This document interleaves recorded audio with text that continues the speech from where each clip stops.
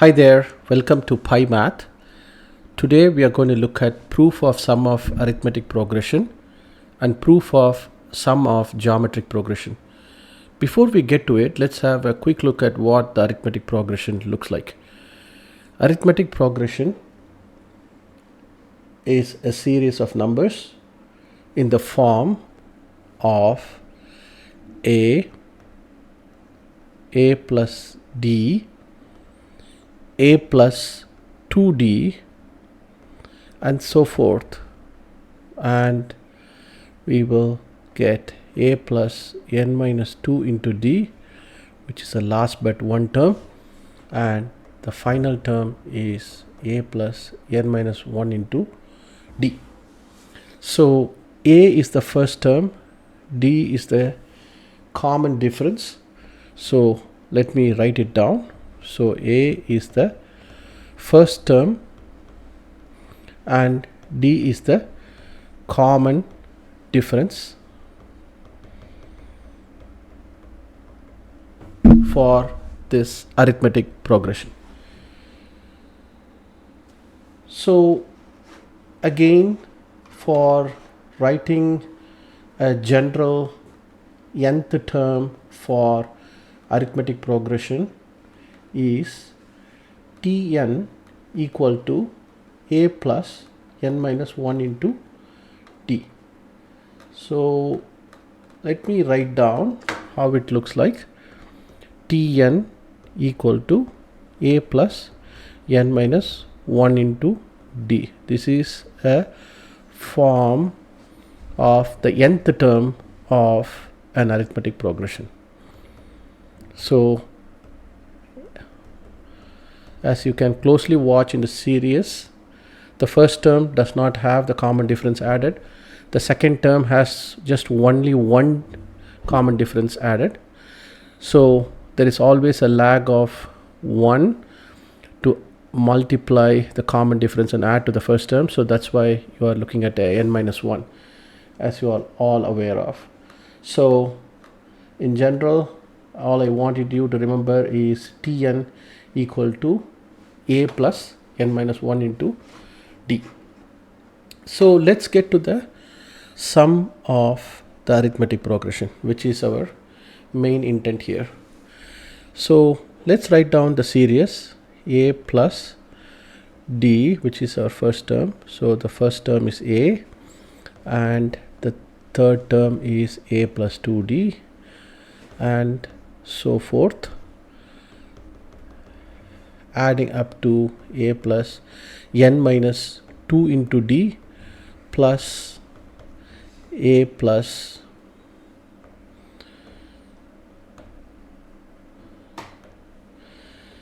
n minus 1 into d. So we are adding all the terms in this arithmetic progression and we wrote it, and let's call it as our equation 1. Let's write the same thing again, but in a reverse order. What I mean is, the last term here comes first, a plus n minus 1 into d plus a plus n minus 2 into d, and so forth. And let's write a plus 2d, a plus d plus a. So these terms came in last here because I'm writing it in a reverse order, but essentially it's the same summation of the arithmetic progression series. So let me call it as equation 2. If you closely watch, when you add these two series and write them, you will get 2Sn equal to, look at these terms here, the first term of the equation 1 and the first term of equation 2. You will get 2a plus n minus 1 into d when you add them together. And then if you look at the second term here, which is a plus d, and the second term here, so you will get again 2a, because there is a here, there is a here, plus n minus 2 into d plus d is n minus 1 into d. So you will keep repeating the same thing again. What you're going to repeat is 2a plus n minus 1 into d. So look at the last two terms here. 2a plus n minus 2 into d, and then here the last term is a plus d. If you add them, you're going to get again 2a, because there is a here, there is a here, plus n minus 1 into d, because you are adding n minus 2 into d and d, plus the last terms added, you will get again 2a plus n minus 1 into d. So this is our equation 3.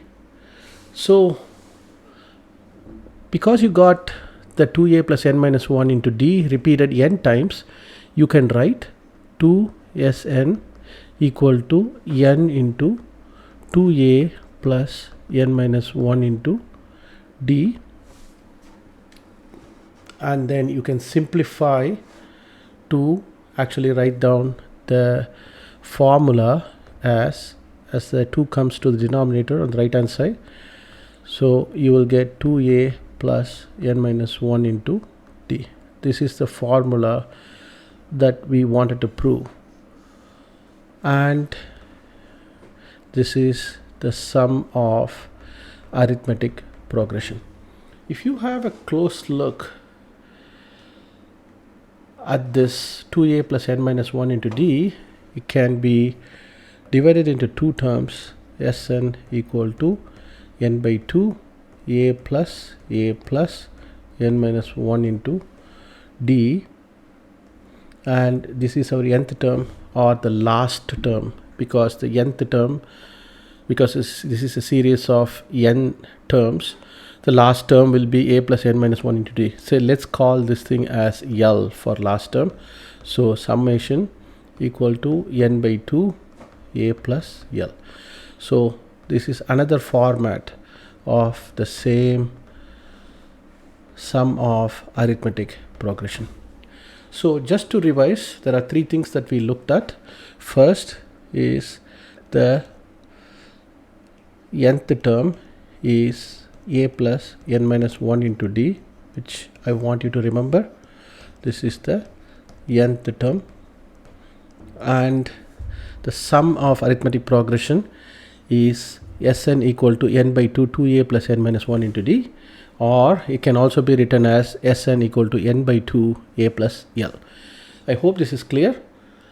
Let's get to the geometric progression. So geometric progression has a first term, and then you got a common ratio that gets multiplied and a series is formed. So let's write a geometric progression: AR square, AR cube, and then AR n minus 2, AR n minus 1. So the last term again is having a n minus 1, because the first term doesn't have the common ratio multiplied, and that's why there is a lag. The last term, which is a nth term, is having a n minus 1 in the power. So the nth term equal to a r to the power of n minus 1. I want you to remember this. The term of a geometric progression is in this form. So let's get to the summation of a geometric progression. This is a very interesting derivation, so I want you to pay close attention to it, because once you know how it is formed, you will remember it better and you can use it in solving problems without any issue. Again, the sum of geometric progression is a plus ar square plus ar cube plus ar n minus 2 plus ar n minus 1. So let me call this thing as equation 1. So for the equation 2, I'm just going to multiply the whole equation 1 by r, and I'm going to get r as n. Because you are multiplying r on both the left hand side and the right hand side, you could do that. So ar plus ar square plus ar cube plus ar4, ar to the power of 4, and ar to the power of n minus 1 plus ar. Because you are multiplying, let's say, the last but one term ar n minus 2, ar to the power of n minus 2 by r, you get ar to the power of n minus 1, and the last term again ar to the power of n minus 1 multiplied by r is ar. So let's call this thing as equation 2. What I'm going to do right now is subtract equation 2 from equation 1.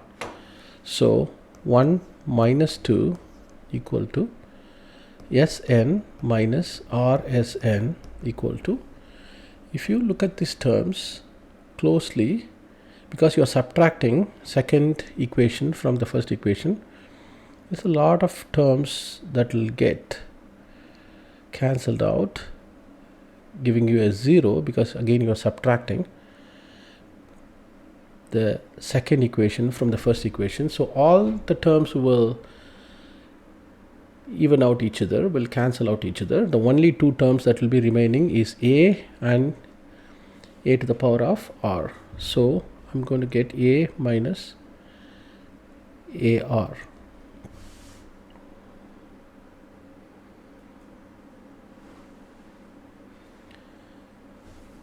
Ar to the power of n, just because when we multiply the last term, ar to the power of n minus 1 multiplied by r will give you ar to the power of n.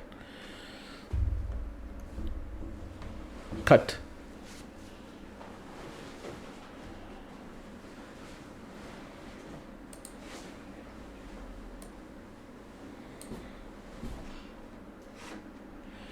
Three, two,